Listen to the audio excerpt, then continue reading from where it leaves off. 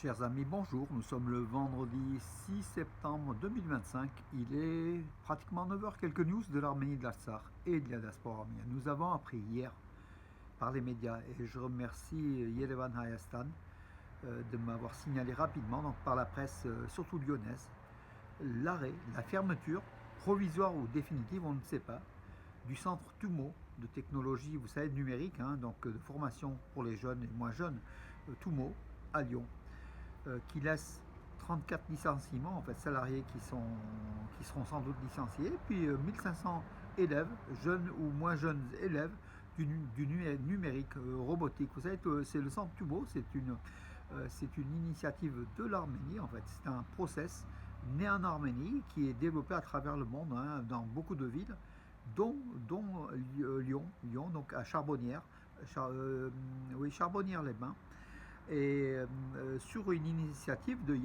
y a 3 ans de Laurent Wauquiez. Laurent Wauquiez, donc le président de la région Auvergne-Rhône-Alpes. Donc aujourd'hui, il est vice-président, il n'est plus président. Donc, la région, a priori, ne va pas accorder les 2 millions d'euros de subvention à ce centre TUMO de Lyon qui ferme.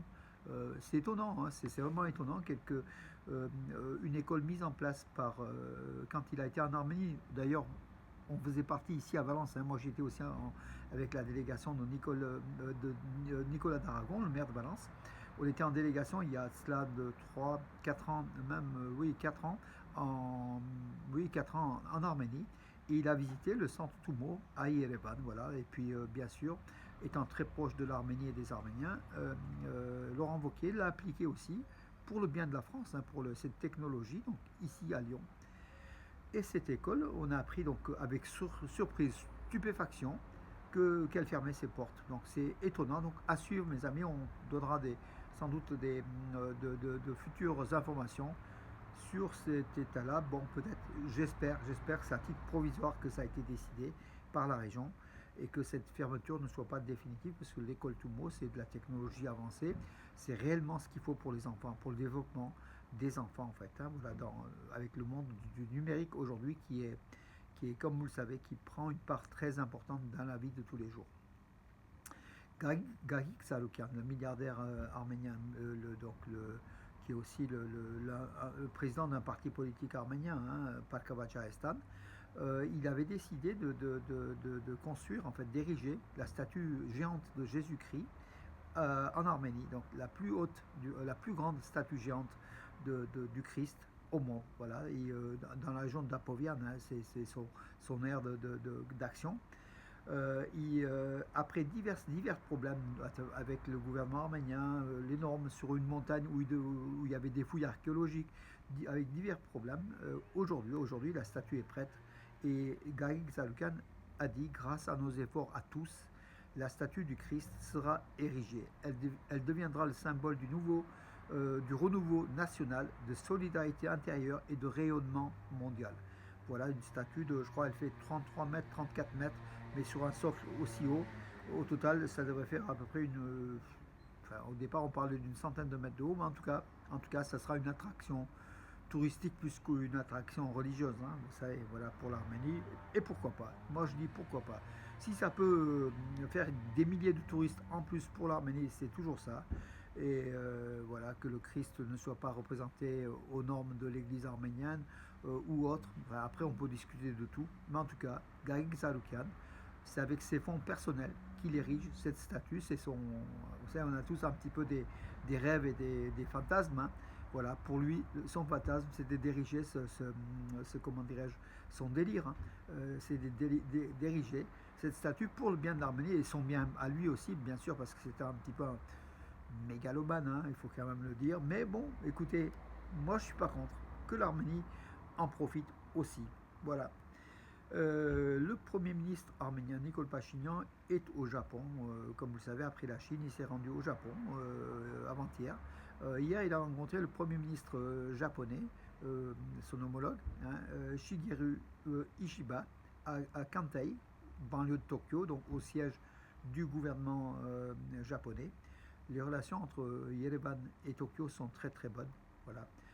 Et justement, Nikol Pachinian a remercié le Japon pour son soutien permanent à l'Arménie. Voilà, donc aussi le renforcement culturel économiques et autres. Beaucoup de touristes japonais viennent en Arménie, hein, de plus en plus. Voilà, mes amis, c'est une bonne chose que le Premier ministre arménien se rende en visite de travail au Japon. Je crois qu'aujourd'hui, il aura fini ces deux jours. Aujourd'hui, il termine sa mission, hein.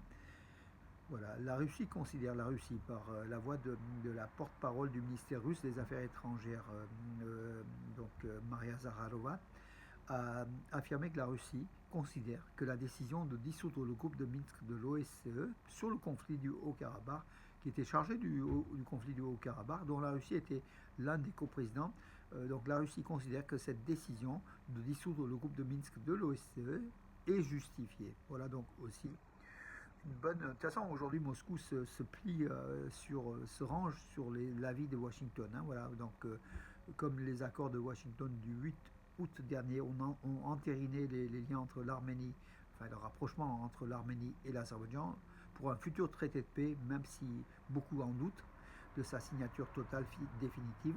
En tout cas, cette signature à Washington a mis un petit peu une fin à la mission du groupe de Minsk de l'OSCE et à la demande de l'Arménie et de l'Azerbaïdjan. Donc ce groupe a été dissolu, dissous. Donc en termes en grammaire, mes amis. Donc je sais pas, je crois que c'est dissoudre, c'est le bon terme. Euh, voilà, donc par contre, c'est une victoire d'Aliyev sur l'Arménie, puisqu'en fait, l'Artsakh, avec cette décision, l'Artsakh, la République du Haut-Karabakh n'existe plus, puisqu'il n'y a plus de pourparlers, c'est fini, même officiellement. Donc Aliyev a gagné, il a bien intégré l'Azerbaïdjan qu'il occupe au sein de l'Azerbaïdjan, et avec la fin du groupe de Minsk, c'est aussi la fin de toute l'histoire de l'Artsakh qui débaptise d'ailleurs tous les noms, il change le patrimoine culturel, il détruit le patrimoine culturel. Les 120 000, 125 000 Arméniens de l'Artsakh sont réfugiés en Arménie ou ailleurs, et pour lui, c'est une affaire, c'est tout bénéfice pour l'Azerbaïdjan, pour l'Arménie, c'est une défaite, voilà, que Pachinian veut sous sous l'emprise des relations amicales entre l'Arménie et l'Azerbaïdjan. En Arménie, les gens n'y croient pas, hein, à l'amitié entre l'Arménie et l'Azerbaïdjan, qui est un État dictatorial, comme vous le savez. Mais bon, si on peut éviter la guerre, c'est aussi peut-être le prix à payer. C'est le prix à payer de la défaite militaire de 2022. La cérémonie de prestation du serment des nouveaux militaires recrutés au sein des troupes frontalières de l'Arménie, du service de sécurité nationale d'Arménie, qui envoie ses soldats aux frontières. Ce sont des soldats garde-frontières. Cette cérémonie a eu lieu, des nouvelles recrues, hein, donc voilà, dans une base militaire N, qu'on n'indique pas le lieu, hein, volontairement pour des raisons de sécurité. Cérémonie a eu lieu avec l'hymne national arménien, la parade et compagnie, voilà, et les soldats gardes-frontières ont rejoint après leur service aux frontières de l'Arménie pour surveiller l'Arménie, voilà, en sécurité. Alors, une ou deux autres informations peut-être aujourd'hui. Alors, oui, Moscou exprime son optimisme prudent concernant l'accord entre l'Arménie et l'Azerbaïdjan. C'est ce qu'a déclaré le Premier ministre russe.